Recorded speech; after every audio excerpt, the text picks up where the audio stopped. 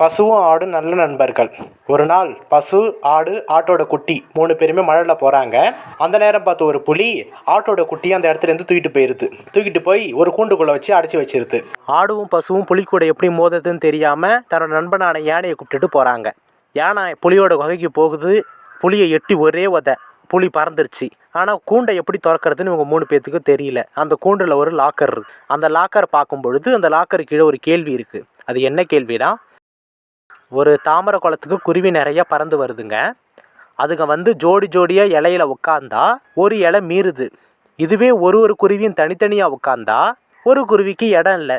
அப்போ எத்தனை குருவி வந்திருக்கும், அந்த குளத்துல எத்தனை இலை இருக்கும்? இதுதான் பதில் அப்படின்னு அந்த கேள்வியில் போட்டிருக்கு. அது என்ன பாஸ்வேர்டாக இருக்கும்?